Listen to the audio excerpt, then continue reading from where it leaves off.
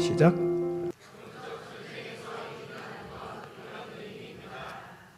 아멘. 예.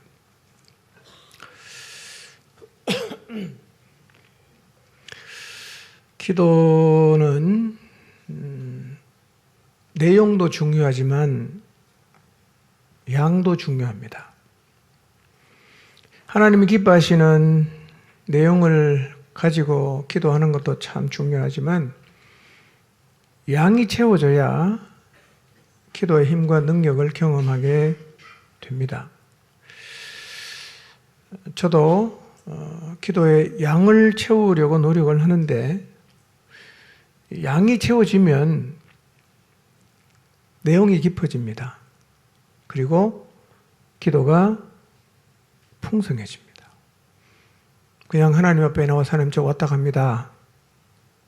뭐 이런 기도도 안 하는 것보다 낫겠지만 그냥 오래 앉아서 하나님께 말씀드리고 하나님의 말씀을 듣고 그렇게 양이 채워지면 훨씬 더 풍성한 기도의 은혜를 경험하게 됩니다.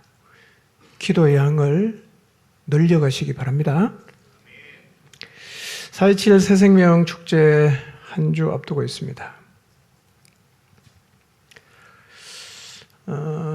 저는 새생명 축제를 하면 늘 긴장도 되고 또 한편으로는 두려운 마음도 있고 떨리는 마음도 있고 그렇습니다.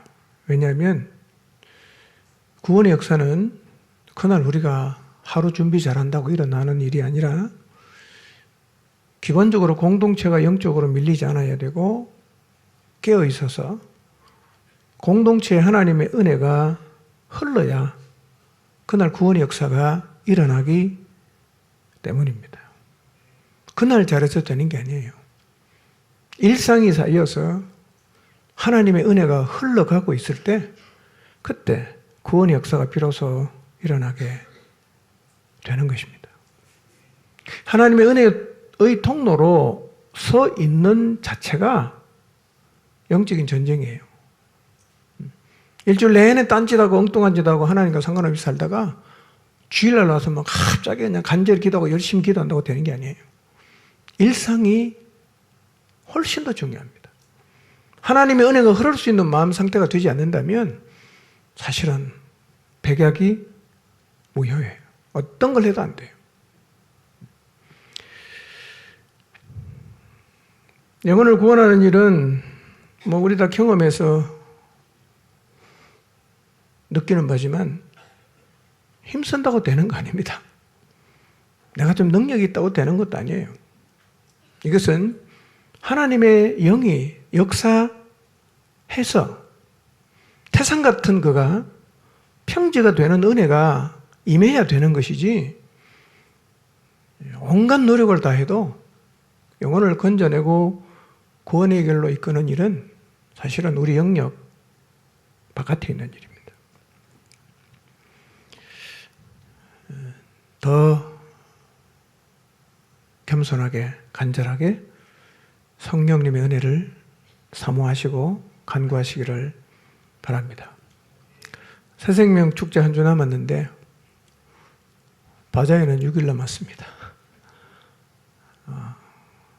포기할 수 없는 두 가지 다 감당해야 됩니다. 최선을 다해서 하나님의 힘으로 이 두 가지 사역을 잘 감당하시기를 바랍니다. 오늘은 우리 죄를 위해 십자가에 달려 돌아가신 예수님이 부활을 기념하는 부활주일입니다. 기독교의 핵심은 부활이죠. 그래서 기독교를 부활의 종교다 이렇게 말을 합니다. 만약에 부활이 없다면 기독교는 기초를 잃어버리게 됩니다.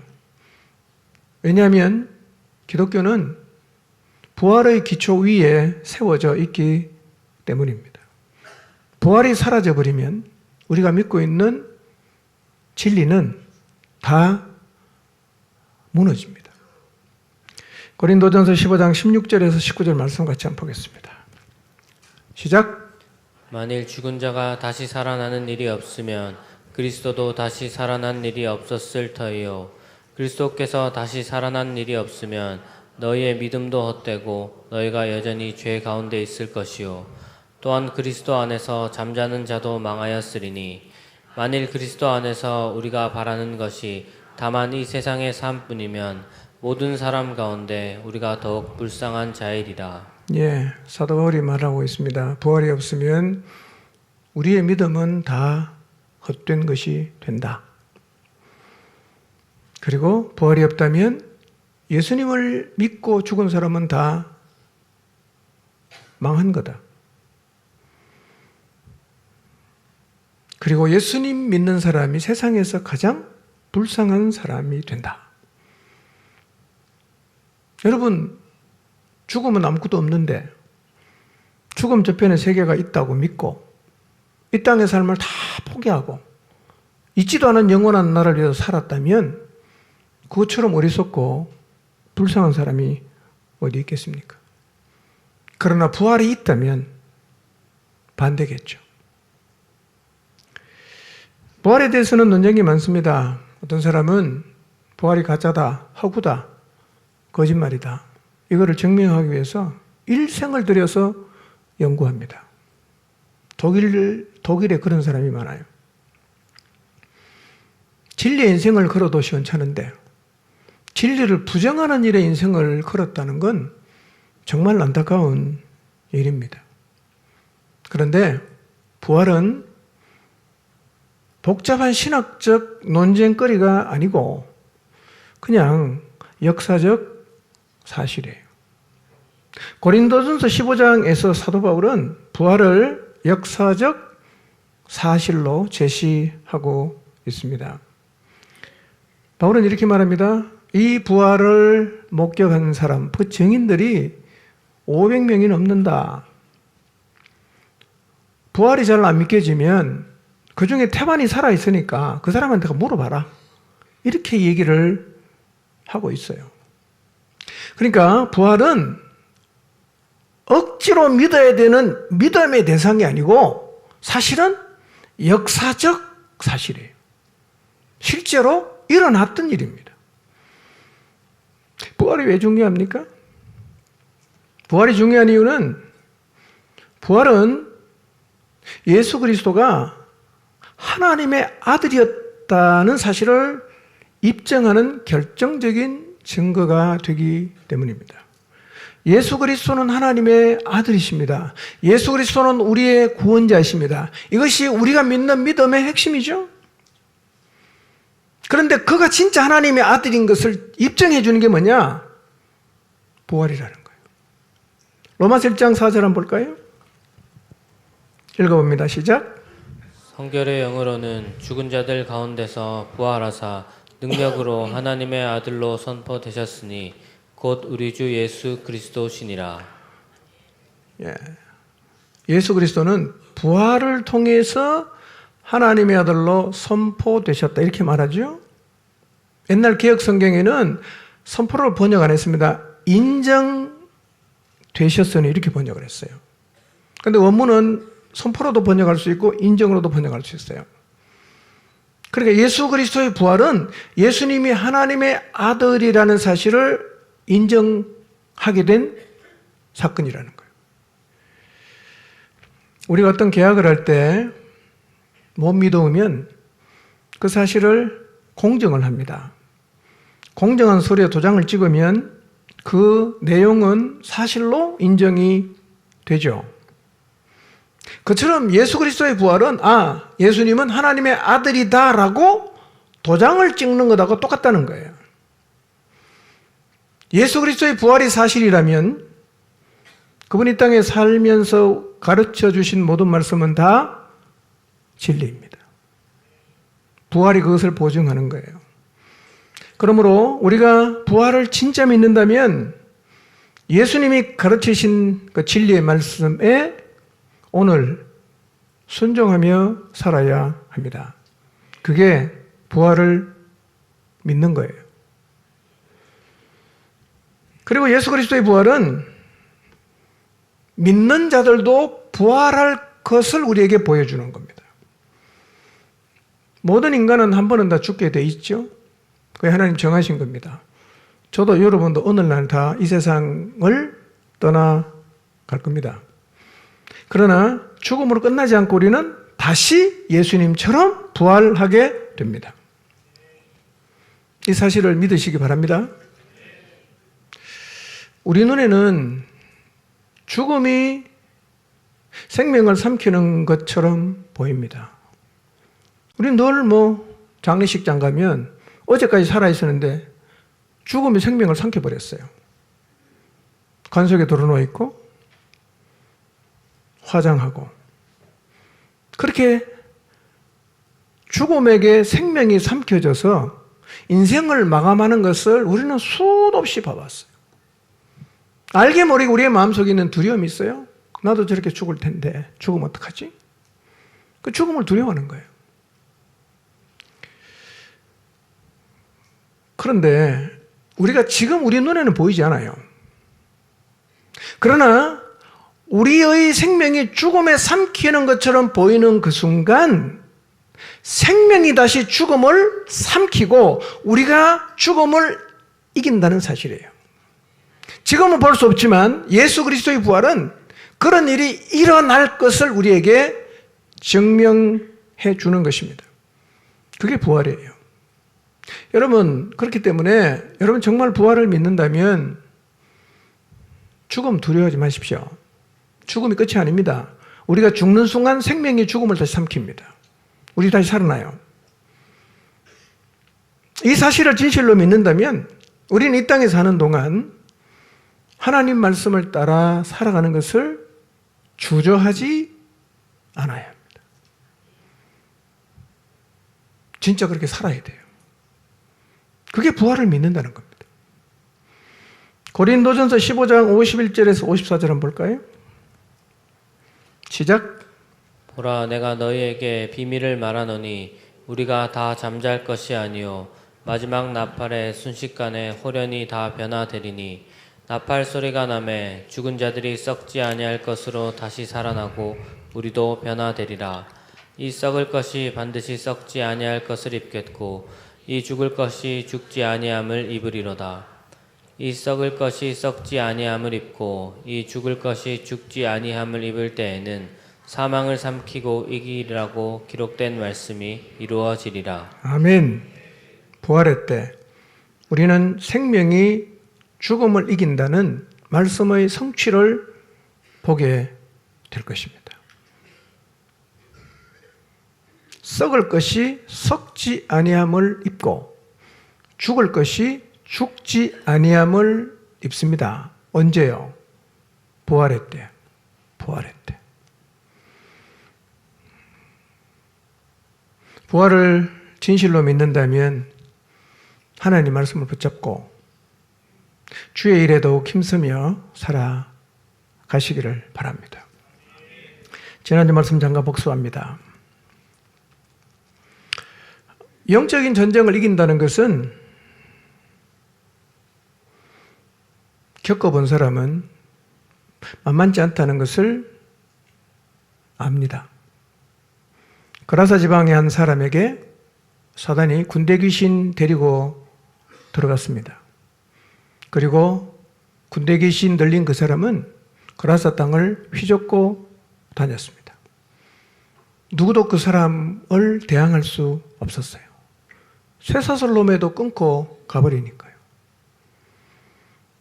그리고 그 누구도 이 사단에게 사로잡힌 사람을 구출하지 못했어요. 말 못하게 하는 귀신 들린 아들을 아버지가 제자들에게 데리고 왔습니다. 그런데 예수님의 12 제자 중에 9명이 있었는데 귀신을 쫓아내지 못했어요. 제자들조차도 영적으로 밀렸어요. 여러분, 영적인 세계는 조리가 아니고 실제 하는 것입니다. 사단은 지금도 열심히 설치고 다녀요. 우리의 삶에는 영향을 안 미칠까요? 가만히 생각해 보면 지난 한 주 여러분의 삶에도 그리고 저의 삶에도 굉장한 영향을 미쳤습니다. 이기는 게 쉽던가요? 떨치는 게 쉽던가요? 전쟁해보면 쉽지 않아요. 이런 생각할 수 있죠. 나 그렇게 너무 전쟁하기 힘드니까 전쟁 안 할래.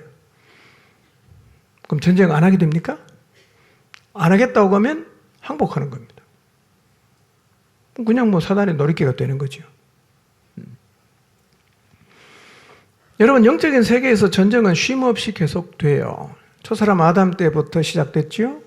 성경을 읽어보면 사단은 계속 역사합니다. 지금도 똑같습니다. 지난 한 주 여러분 이 영적인 전쟁 앞에서 어땠는지 한번 여러분의 삶을 돌아보시기를 바랍니다.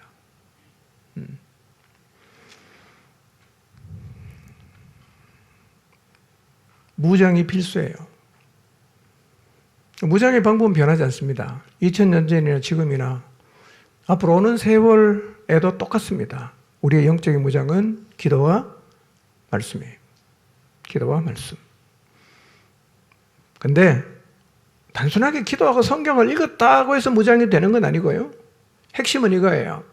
기도할 때, 성경을 읽고 묵상할 때 우리 마음이 하나님에게 닿아야 됩니다. 그리고 하나님의 힘이 흘러와야 됩니다.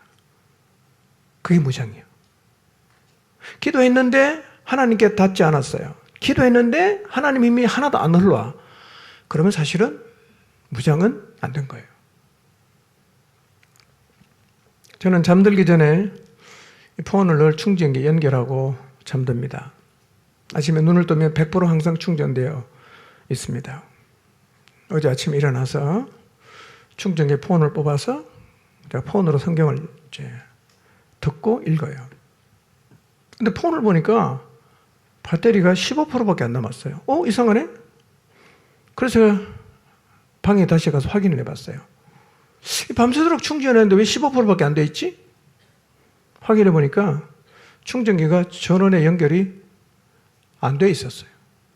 그러니 밤새도록 꽂아놨는데 충전이 하나도 안 된 거예요.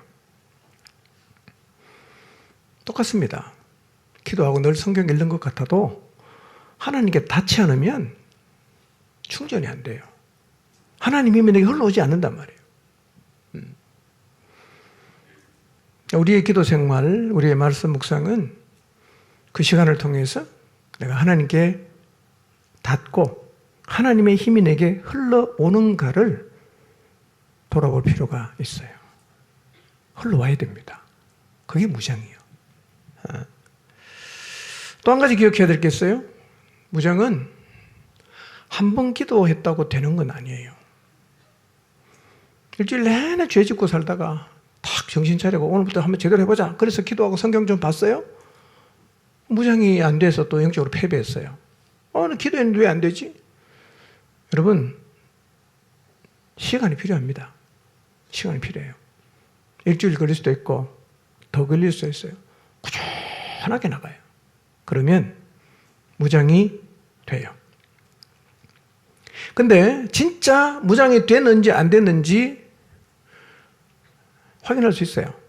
지난주 한 가지 말씀드렸죠? 오늘 두 가지 제가 말씀드릴 텐데요. 제대로 무장이 되면 첫째는 마음과 생각이 지켜져요.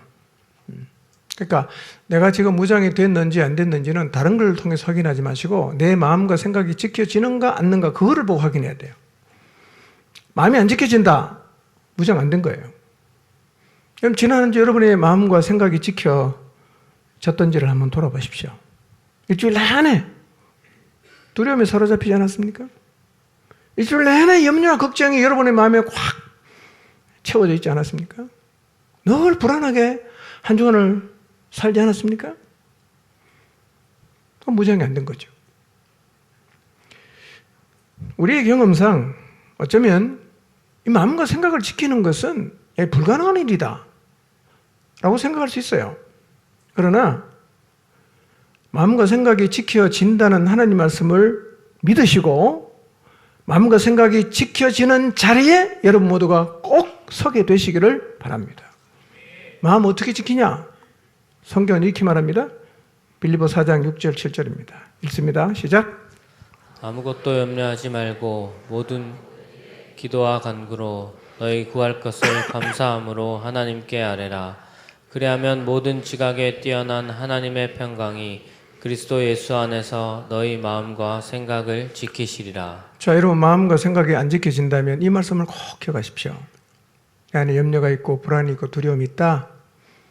어떻게 이런 부정적 감정으로부터 내 마음을 지키냐? 성경은 이렇게 말합니다. 모든 일을 기도와 간구로 감사하는 마음으로 하나님께 다 말씀드려라. 이렇게 말합니다. 이게 다예요. 이게 다입니다. 걱정되는 거, 두려운 거, 불안한 거 하나님께 다 말씀드리는 거예요. 감사함으로 다 아뢰라. 어떻게 된다고요? 상황이 하나도 안 바뀌었어. 근데 희한하게 내 마음에 하나님 평강이 오는 거예요. 그리스도 예수 안에서 우리의 마음과 생각을 그분이 지켜준다. 이렇게 말씀하십니다. 시간이 걸릴 수 있지만 우리 모두는 이 자리에 설 수 있고 또 서야 합니다. 이 자리에 서야 그리스도인다운 삶을 살아가는 게 가능해져요. 마음과 생각이 지켜지는 자리에 서게 되시기를 축복합니다. 자, 오늘은 두 번째, 세 번째 무장이 되었을 때 나타나는 현상을 말씀드리겠습니다. 두 번째, 무장이 될 때 나타나는 두 번째 현상, 죄를 이기게 돼요. 이건 어떻게 보면 좀 불가능한 얘기처럼 들릴 수도 있어요. 자, 여러분 생각해 보세요. 우리가 무장하는 이유가 뭡니까? 사단의 공격에 무너지지 않기 위함이죠. 그렇죠? 안 무너지려고 무장한단 말이에요. 그래서 사단은 우리를 어떻게 무너뜨립니까? 죄에 빠지게 해서 무너뜨리는 거예요. 그 죄에 빠지면 무너진 거예요. 죄에 빠지면 당한 거예요. 그러니까 무장이 되었다면, 사단에게 안 밀린다면 어떤 현상이 나타나야 됩니까? 죄를 이겨야 된단 말이에요. 이런 현상이 나타나야 된단 말이에요. 여러분 성경에도 죄에 빠져 넘어진 사람들의 이야기가 너무 많죠. 가룟 유다가 죄에 빠져 넘어졌잖아요. 다윗이 사탄이 주는 마음의 격동이 되어서 교만한 마음으로 인구조사하다가 넘어졌어요. 사단이 베드로를 밀가부르듯 하려고 흔들어대려고 요구했고 베드로는 예수님을 3번 부인함으로 넘어졌어요. 아나니아와 삽비라는 마음에 사단이 가득했습니다. 성령을 속이고 거짓말함으로 넘어졌어요. 죄에 빠졌다는 것은 사단의 공격을 막지 못했다는 얘기예요. 그러니까 무장의 여부는 뭘 통해 알 수 있냐? 죄를 막아내냐? 죄를 이기냐? 그렇지 않냐로 확인이 가능합니다. 여러분, 죄를 이기는 것이 불가능한 건 아니에요. 여러분, 진짜 무장해서 죄를 이기는 자리에 서게 되시기를 축복합니다. 그런데 마음을 지키지 못하는 것하고 죄에 빠지는 것은 사실은 깊은 연관성이 있어요. 사단은 우리 마음에 생각을 자꾸 집어넣잖아요. 주로 어떤 생각을 집어넣습니까? 사단이 거룩한 생각에 하나님 말씀에 순종해야 돼. 그게 최고야. 이런 생각 당연히 안 넣겠죠? 어떤 생각 넣을까요? 죄 지을 생각을 자꾸 집어넣는단 말이에요. 근데 마음을 못 지켜갖고 그 생각을 받아들이면 우리가 죄에 빠지게 돼 있어요. 자, 요한복음 13장 2절 한번 볼까요? 시작. 마귀가 벌써 시몬의 아들 가롯 유다의 마음에 예수를 팔려는 생각을 넣었더라. 네, 유다가 죄에 빠지기 이전에 일어났던 일이 뭡니까? 마귀가 너 선생 예수 팔아라는 생각을 집어넣었을 때 이거를 못 막았어요. 그걸 받아들인 거예요. 여러분, 사단이 준 생각을 받아들이면 우리의 삶에 어떤 변화가 일어났는지 아세요? 안타깝지만 사단이 준 생각을 받아들이면 죄 지을 기회를 찾게 돼요. 그리스도인인데 죄 지을 기회를 찾는 거예요. 사단이 준 생각을 받아들이면 예배 자리에 왔어도 죄 지을 기회를 찾고 있을 수가 있어요. 유다도 사단의 생각을 받아들인 다음에 예수를 넘겨줄 기회를 찾았다고 성경이 말해요. 혹시 마음 안에 사단이 준 생각이 있나요? 그 생각이 늘 마음에서 맴돌고 있어요. 그 생각을 내가 받아들인 후에 죄를 지을 기회를 찾고 있지는 않는가 한번 돌아보시기를 바랍니다. 여러분, 사단은 가룟 유다의 마음에만 죄 지을 생각을 넣는 게 아니라 우리의 마음에도 끊임없이 생각을 던지는 거예요. 죄 지으라고. 죄 지을 생각 계속 내밀어요. 뭐가 필요합니까? 그 생각을 막을 수 있는 힘이 필요하단 말이에요. 그게 마음과 생각을 지키는 거예요. 근데 각 사람마다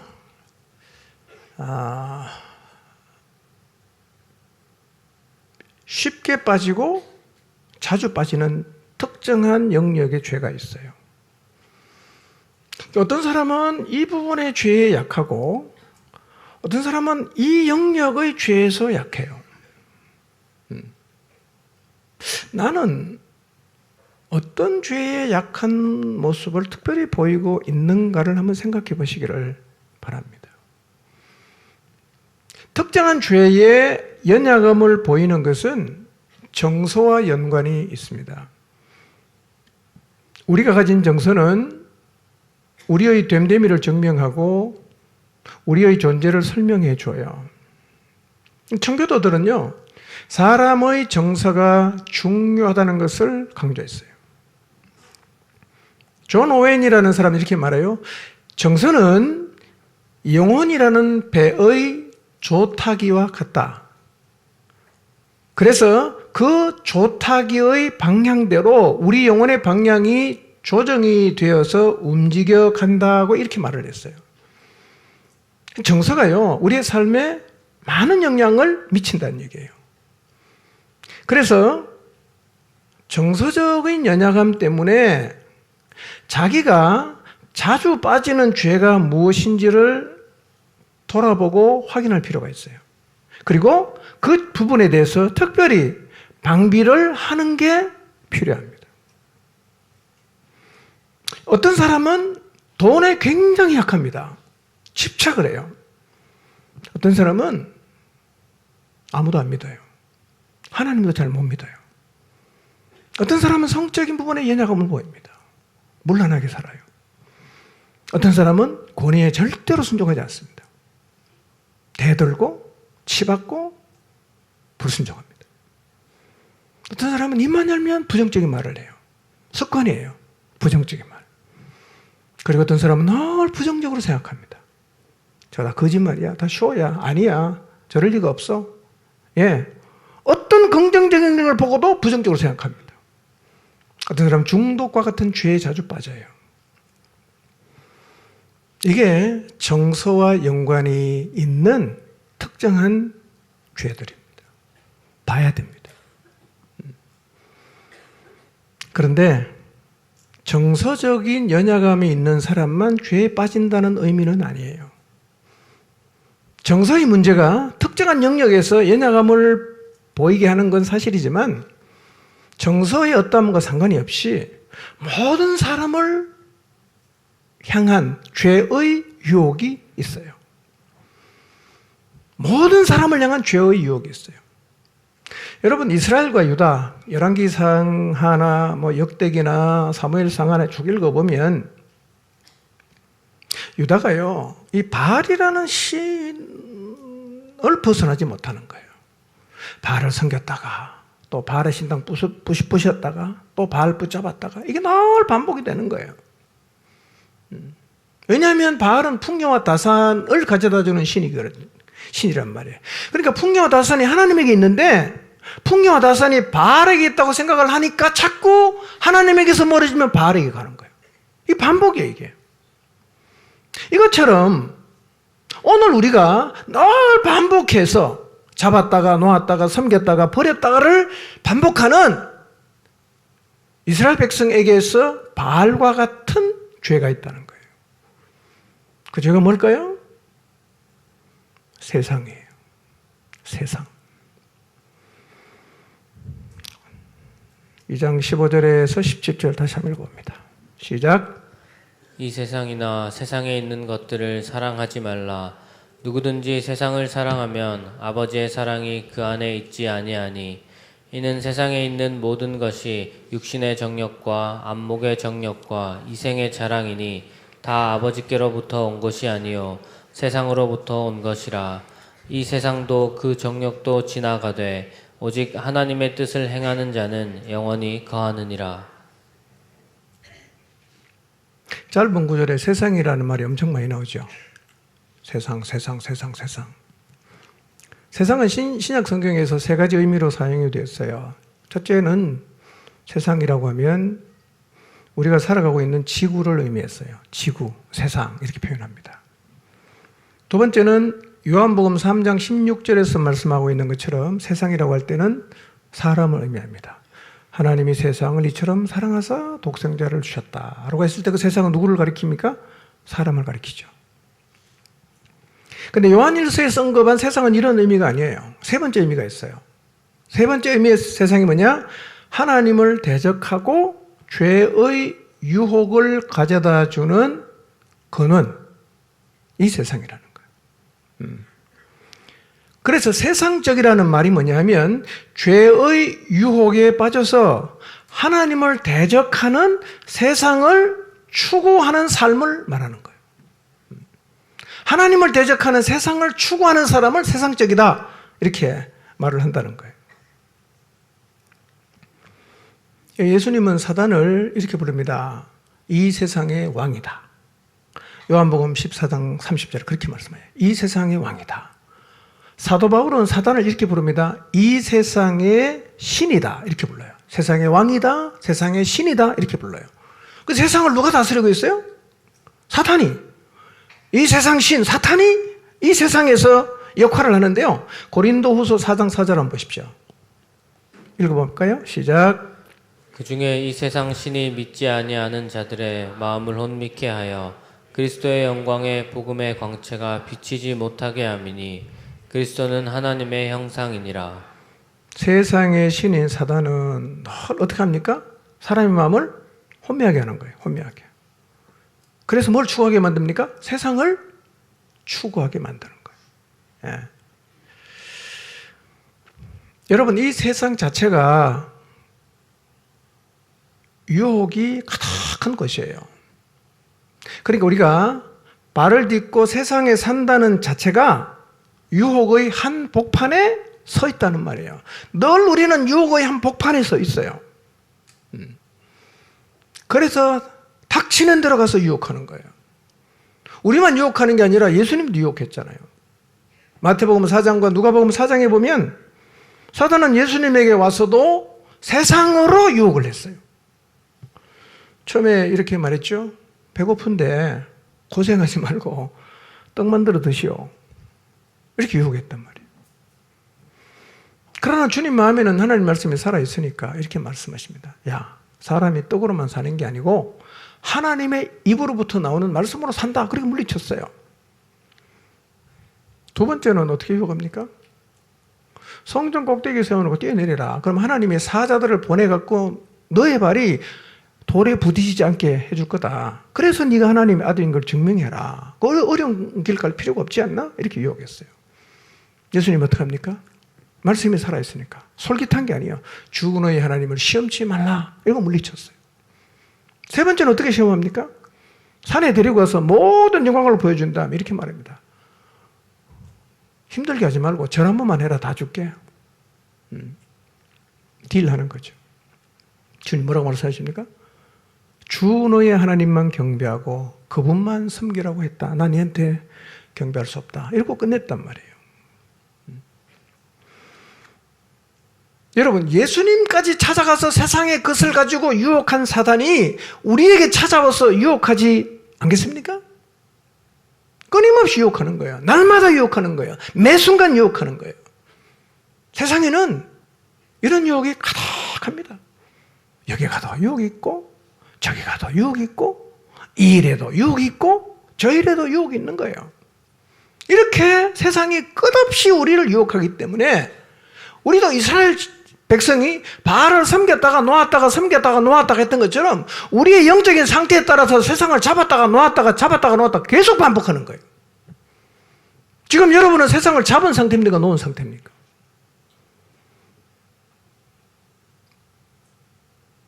오늘도 찾아갈 거예요. 내일도 찾아갈 거예요. 유혹합니다. 뭘로요? 세상의 것으로. 세상의 것을 유혹하는 거예요. 사단이 우리를 유혹하는 세상, 이 구체적으로 뭘까? 세상으로 우리를 유혹하는데 세상에 뭘로 유혹합니까? 16절입니다. 읽어볼까요? 시작. 이는 세상에 있는 모든 것이 육신의 정욕과 안목의 정욕과 이생의 자랑이니 다 아버지께로부터 온 것이 아니요 세상으로부터 온 것이라. 세상에 있는 걸 세 개로 딱 요약해 설명했어요. 첫째 뭡니까? 육신의 정욕. 둘째는 안목의 정욕. 셋째는 이생의 자랑이에요. 이게 이제 늘 우리를 유혹한다는 거예요. 육신의 정욕이 뭡니까? 타락한 본성에 의해서 지배되는 육신의 욕구 혹은 욕심을 의미하는데요. 구체적으로 말하면 이런 거죠. 먹는 거, 마시는 거, 쾌락을 추구하는 거, 성적인 쾌락 포함했어요. 물질을 추구하는 것, 그걸 의미합니다. 야, 재밌어. 이것도 안 하고 무슨 재미로 인생을 사냐? 유혹하는 거죠. 그래서 세상에는 육신의 정욕을 추구하도록 도와주는 게 너무 많아. 너무 많아. 숙집. 영일대가 많죠? 상사 뭐 이름 바뀌었다대? 많습니다. 즐겨라. 그게 남는 거다. 이게 세상의 소리 아닙니까? 나이트클럽, 포르노, 퇴폐업소, 식당, 주식, 비트코인, 토토. 여기 빠진 사람 수도 없이 많습니다. 교인도 예외는 아닌 것 같아요. 무장 안 되면 다 나가떨어지는 겁니다. 많은 사람이 육신의 정욕에서 벗어나지를 못해요. 신실하게 교회를 다니는데도 못 벗어나요. 사단은 세상으로 유혹해요. 세상이 뭐냐? 육신의 정욕이요. 여러분 이기고 계십니까? 두 번째는 뭡니까? 안목의 정욕이요. 안목의 정욕이 뭡니까? 보는 것에 대한 욕심이죠. 좋은 차, 좋은 옷, 좋은 건물, 좋은 물건, 좋은 핸드백. 말합니다. 이 정도는 들어야지. 응? 이 정도는 들어야지. 여러분, 그래서요, 저 공항에 이제, 게이트로 비행기 타러 가다 보면 면세점이 우리나라 인천공항에는 진짜 큽니다. 그 비싼 명품 가게 있죠? 허름한 사람은 입장 안 시켜줍니다. 있는 사람만 들어가는 거예요. 예. 마음대로 못 들어갑니다. 줄 서서 한 사람씩 나가면 보내고 나가면 보냅니다. 이상한 풍경입니다. 예. 줄 서는 사람 많아요. 여러분, 핸드백, 가방, 샤넬이 좋은가요? 저는 이해합니다. 자매들이 결혼할 때 명품 핸드백 하나 받는 거 이해할 수 있습니다. 근데 그게 버킷 리스트가 되면 그건 죄입니다. 그거는 안목의 종욕에 빠진 거예요. 적금 들어서 백 사고, 적금 들어서 핸드백 사고, 안목의 종욕에 확실히 빠져 있는 겁니다. 여러분 혹시 뭐 그럴 리가 없겠지만 혹시 말이에요. 명품 살려고 적금 들어서 돈 붓고 계십니까? 1,000만 원, 2,000만 원짜리 백 사는 거 아까워하지 않은데요. 목장에 돈 많은 데랑 뭐 굉장히 신기를 냅니다. 뭔 놈의 교회에 맨날 돈 내려가냐 이렇게 말해요. 거꾸로 된 거 아닙니까? 그게 뭐예요? 안목의 정욕인데 의외로 안목의 정욕에 빠진 사람이 많습니다. 교회 한 예외 아닙니다. 무장하지 않으면 다 이 유혹에 넘어가는 거예요.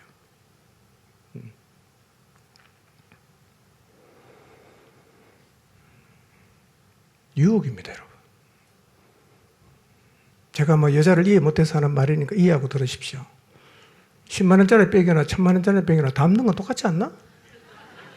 그 샤넬 하나 붙인 게 그렇게 그게 중요한 겁니까?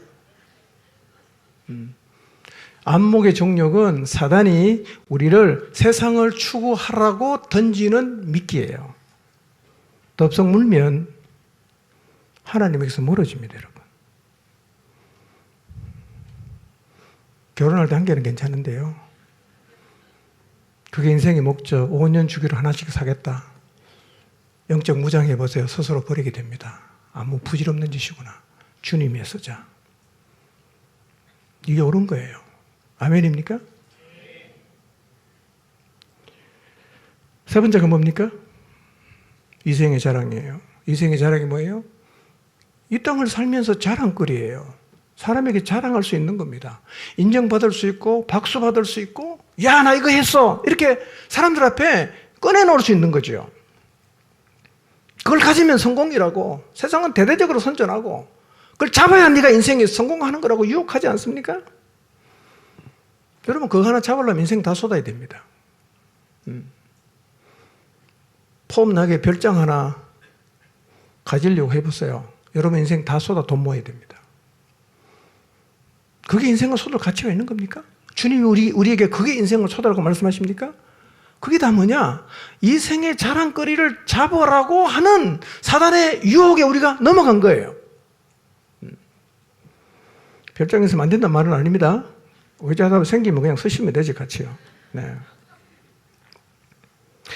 이렇게 세상에는 육신의 정욕과 안목의 정욕과 이생의 자랑이라는 이 사단이 던진 미끼가 있는데 이 미끼 앞에 우리는 어떤 모습을 보이고 있을까를 한번 돌아볼 필요가 있어요. 그것을 추구하는 것이 인생의 의미가 되고 그것이 목적이 되면 그게 죄에 빠진 삶이고 나는 이미 하나님에게서 멀리 떠나 있는 거예요. 그래서 우리가 무장이 안 되면 신앙생활 해도 격의 차이는 있겠지만 육신의 정욕과 안목의 정욕과 이생의 자랑거리를 추구하며 살게 돼 있어요. 여기서 벗어나는 게 쉽지 않습니다, 여러분. 쉽지 않아요. 무장하면 명품 백 사려고 적금 드는 거 해약할 수 있지만 무장 안 하면 죽을 때까지 해약 못 합니다. 의지로 되는 게 아니에요. 사단의 유혹이 얼마나 센지 아십니까, 여러분?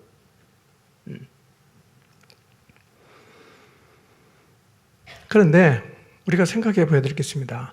그러면 무언가를 하려는 욕구는 다 죄인가? 그렇지 않습니다. 하나님은 인간에게 건강한 욕구를 주셨어요. 욕구는 죄가 아닙니다. 창세기 1장에서 3장까지를 보면 인간에게 주신 8가지 욕구가 있어요. 건강하게 사는 것도 아무 문제가 없습니다. 간단히 말씀드리면 인간은 음식에 대한 욕구가 있죠.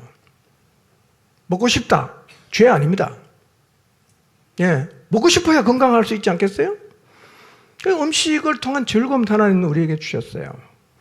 이 음식에 대한 욕구는 하나님 인간을 창조하실 때 넣어주신 선한 욕구입니다. 이런 욕구가 있어야 살 수 있어요. 나 밥 먹기 싫다. 밥 먹을 욕구가 한 개도 없어. 어떡합니까? 그거 보통 일이 아니죠. 밥 먹는 욕구가 있어야 됩니다. 하나님 주신 거예요. 성에 대한 욕구가 있습니다. 건강한 성에 대한 욕구, 아름다운 거죠? 여러분, 성에 대한 욕구가 있어야 생육하고 번성을 주지 않습니까? 나쁜 거 아닙니다. 권력에 대한 욕구가 있어요. 다스리고 싶은 욕구. 이것도 나쁜 거 아닙니다. 하나님은 인간에게 피조 세계를 다스리게 하셨잖아. 가장에게 가정을 다스리라고 하시잖아. 다스려야 됩니다. 나 안 다스려. 이러면 곤란합니다. 다스려야 돼요. 이런 욕구가 있어요. 쾌락에 대한 욕구가 있죠. 아름다움에 대한 욕구. 하나님이 이 세상을 얼마나 아름답게 만드셨어요? 우리 아름다움을 보고 좋아하는 거는 좋은 거죠. 오히려 아름답게 만드신 이 천지 만물을 바라보면서 아무런 느낌이 없는 게 그게 이상한 거예요. 예, 뭐 나이가 들면 꽃을 좋아한다고 하는데요. 사실은 젊어도 꽃을 좋아해야 되고 하나님 만드신 세상을 보면서요 좋아해야 됩니다. 예, 아름다움을 느낄 수 있어야 돼요. 이건 정상이에요. 일에 대한 욕구가 있죠. 일 중독은 문제가 있지만 일에 대한 욕구가 있어야 됩니다. 하나님이 아담을 이끌어 에덴 동산을 경작하게 하시죠. 그 땅을 일구는 경작에 대한 욕구를 하나님이 주셨어요. 또 하나님은 사람에게 다른 사람과 교제하고픈 욕구를 주셨어요. 다른 사람과 교제하는 사회적인 인간으로 하나님 인간을 창조하셨고, 그래서 아담과 하와도 가정을 이루지 않습니까? 7번째로 하나님과 교제에 대한 욕구가 있어요. 아담은 에덴에서 하나님과 깊은 교제를 누리며 살았습니다. 마지막으로 창세기 3장 6절을 보면요, 인간에게는 지혜의 욕구가 있어요. 모든 인간에게 이 8가지의 욕구는 존재합니다. 그리고 이 욕구가 건강하게 분출되는 것은 전혀 문제가 아닙니다. 그런데 세상을 사랑하지 말라는 얘기는 이 욕구, 특정한 어떤 욕구에 과도하게 집착하고 선을 넘고 거기다 인생을 거는 것, 그게 죄란 말이에요. 여러분, 육신의 정욕을 과도하게 추구하고 안목의 정욕에 인생을 걸고 이생의 자랑거리 만들었는데 올인하면 그건 죄입니다. 죄입니다.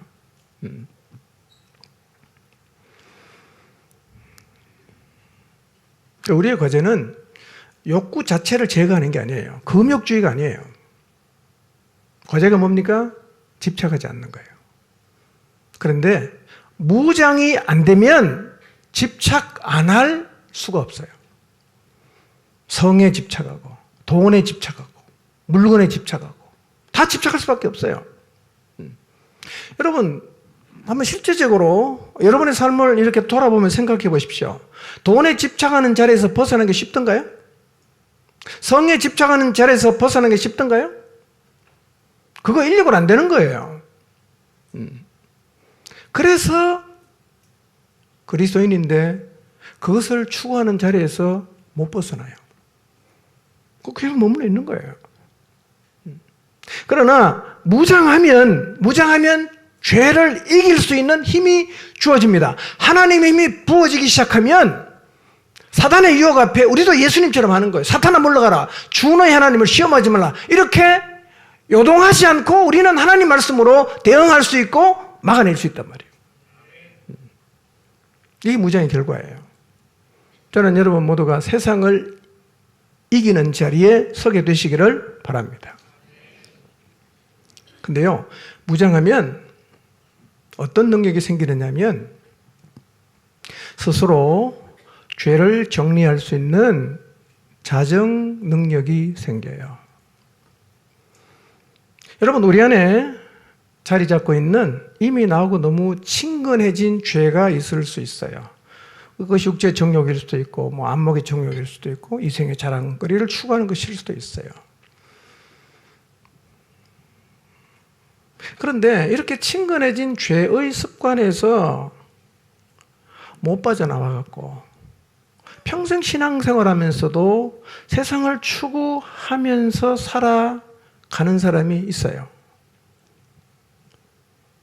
여러분, 내가 육체 정욕을 추구해요.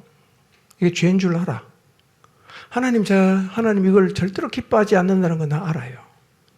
그렇다면 양심이 있는 인간이라고 하면 그 죄에서 벗어나려는 노력을 할까요? 안 할까요? 합니다. 어느 날 말씀을 들었어요. 내가 육체의 정욕에 사로잡혔구나. 벗어나야지. 결심합니다. 안 돼요. 어느 날 말씀을 들었어요. 내가 안목의 정욕을 추구하는 죄에 빠져 있구나. 벗어나자. 결심했어요. 안 돼요. 안 돼요. 해보지도 않고 안 된다고 말하지 않는 게 아니라 우리는요, 해봤어요. 결심했어요. 돌아서겠다고 결심했어요. 안 되는 거예요. 그래서 어떡합니까? 죄에서 벗어나는 것은 불가능하구나. 그래서 그냥 그렇게 살아가고 있을 수 있어요. 그런데 기억하십시오. 죄에서 돌아서는 일은 불가능하지 않습니다. 무장을 해보십시오. 돌아설 수 있어요. 여러분, 삭개오 생각해 보세요. 인생의 목적이 뭡니까?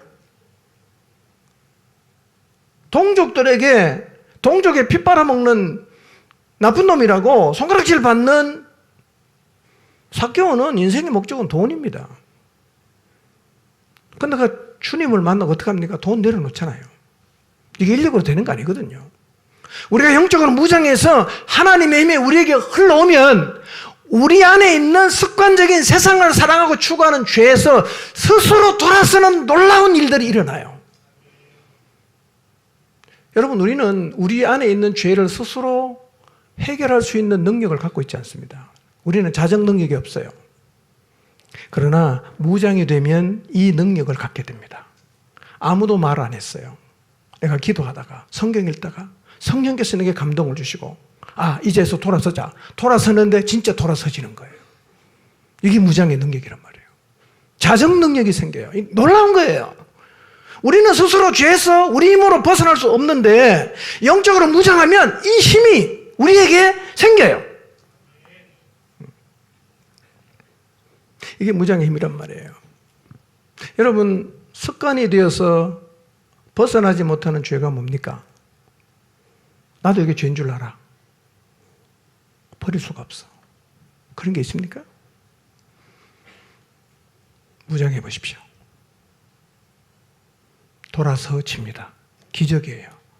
여러분, 죄로부터 돌아서는 자정 능력이 생기는 건 기적입니다. 이 기적은 언제 일어납니까? 하나님에게 다 있으면 우리의 삶 가운데서도 경험되는 거예요. 이것은 병자가 낫는 것 이상의 기적입니다.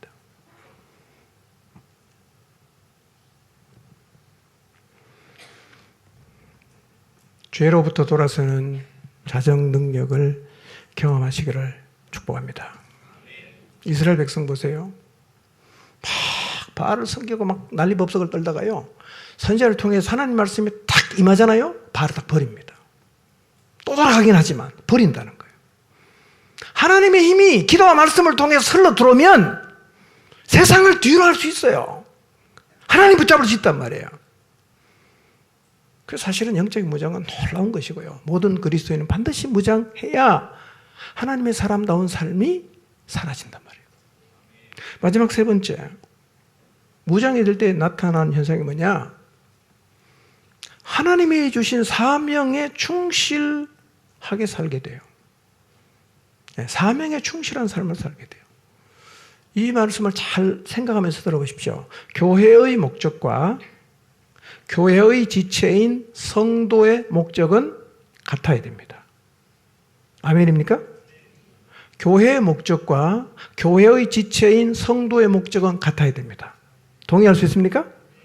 자, 만약 교회의 목적과 교회의 지체된 성도의 목적이 다르면 어떤 일이 벌어질까요? 교회가 아무것도 못하는 거죠.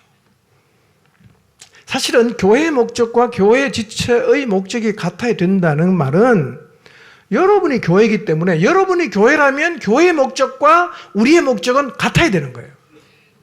아멘입니까?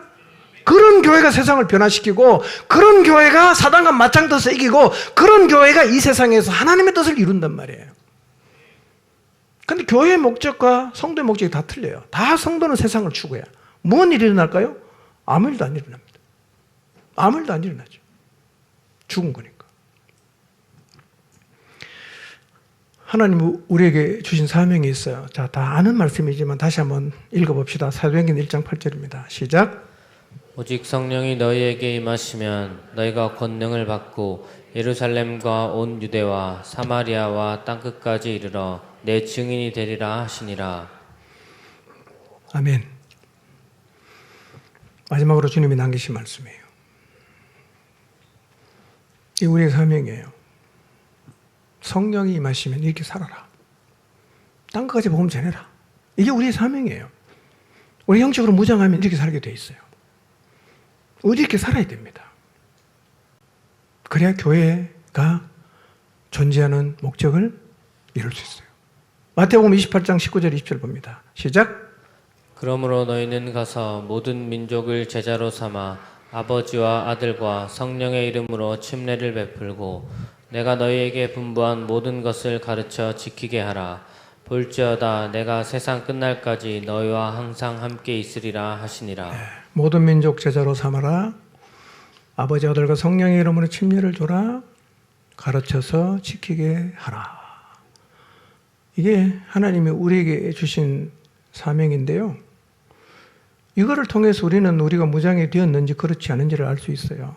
나는 뭐 영혼에 관심이 없다. 나는 뭐 모든 민족에 복음 전하는 거, 뭐 선교사 하는 거, 나 아무 상관없다. 이러면 그 사람 무장이 안 된 거야. 여러분, 하나님 말씀으로 무장했는데 하나님 말씀이 우리의 삶에 의미가 없을 수가 없단 말이에요. 그러면 처음부터 내 안에 하나님 말씀이 없는 거죠.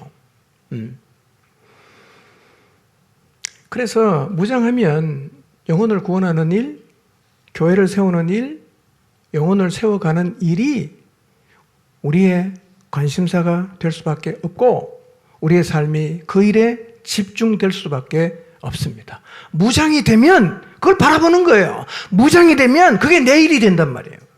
골로새서 1장 28절 29절 한번 읽어봅니다. 시작.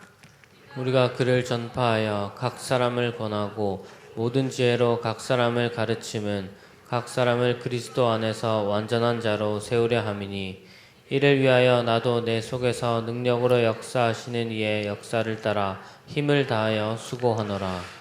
자, 무장하면 이렇게 살게 돼요. 전파하고 권하고 가르치고 힘을 다해서 일에 수고하는 삶. 이게 무장된 사람의 삶의 모습입니다. 세 가지 말씀드렸어요. 무장이 되었다면 첫째 뭐죠? 마음과 생각이 지켜져야 됩니다. 두 번째는요? 죄를 이겨야 됩니다. 이미 내 속에 자리 잡고 있는 죄를 스스로 떨쳐내는 자정 능력을 갖게 돼요. 아무도 말 안 했어요. 근데 내가 기도하다가 말씀 보다가 내 스스로가 버리는 거예요. 내 스스로가 돌아서는 거예요. 이런 일이 일어나요. 무장하면요. 세 번째는 뭐죠? 주님이 우리에게 부탁하신 그 사명을 감당하며 살게 돼요. 여러분, 무장은 일상과 동떨어진 종교적 행위가 아니라 우리의 일상에 절대적으로 영향을 줘요. 하는 거나 안 하는 거나 별 차이가 없는 게 아니에요. 기도는 실제 힘이에요. 말씀은 내 영혼을 살리는 능력입니다. 그래서 무장이 되어야 하나님의 사람으로 살게 됩니다. 우리가 무장을 제대로 하면 영적 전쟁을 이길 수 있어서 어둠에 갇힌 영혼들을 구출하는 일을 감당할 수 있습니다.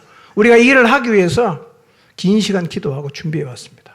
4.17 새생명 축제 딱 한 주 남았습니다. 사단이 이번 주 엄청 흔들어댈 거예요. 하나님의 전신갑주로 잘 무장해서 극심한 사단의 공격을 다 막아내고 우리의 마음 가운데 품게 하신 그 영혼들 구원의 자리로 이끌어오는 이 일을 최선을 다해서 감당하시기를 주님 이름으로 축원합니다. 기도하겠습니다.